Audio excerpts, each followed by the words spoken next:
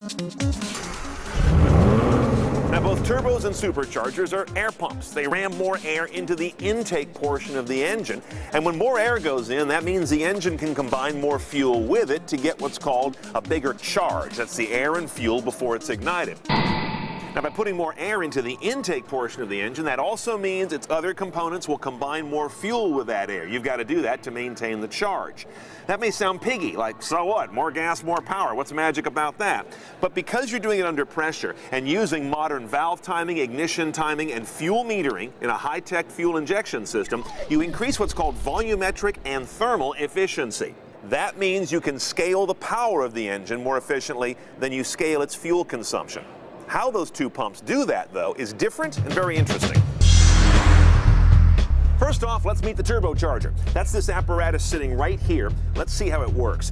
This is the exhaust manifold. The exhaust gases are coming off a cylinder here, which would normally go out to your tailpipe. The turbo sits here and intercepts those gases. It blows by this. This is called the impeller. Spins that thing really fast. On the other end of its shaft is this little part. That's the compressor. Cold air comes in here, this compresses it, and sends it up the plumbing to the intake to ram more into the engine. The beauty of this system is that it's using otherwise wasted energy, exhaust, that otherwise just goes out into the air. It's getting something out of that. The downside is turbo lag.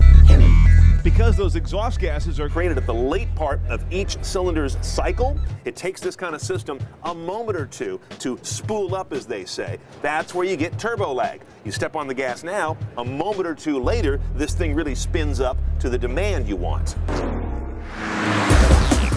Now, the supercharger is a whole different animal. Here's one on top of a Mustang engine. It's this big apparatus you see right here.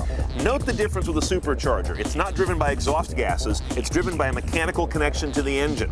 In this case, a belt that's running off other pulleys and the crank. So that pulley turns these gears. Those operate these impeller blades here that turn, compress the air, and then ram it down into the intake here. Therefore, it is always turning and always on, if you will, geared to engine RPM, unlike a turbo that has all those lag issues. So that's a bonus here. On the downside, this guy's got parasitic losses. It's another big old rotating accessory that is hung off the engine. So these tend to be used more to create additional brute horsepower than to create efficiency or really high MPG in everyday cars.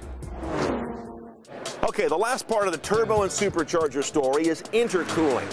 Here's the thing, when you compress air in either of those technologies, it gets hot, the molecules want to expand, fewer oxygen molecules in a given space. The engine doesn't like that. It wants the most oxygen molecules in a given cubic inch, if you will, as they go into the cylinder. That way it combines more efficiently with fuel, like we were talking about earlier. To do that, you cool the air.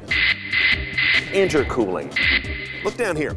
In this engine, for example, that's basically a radiator. It's kind of hard to see the structure, but it's a chiller, if you will.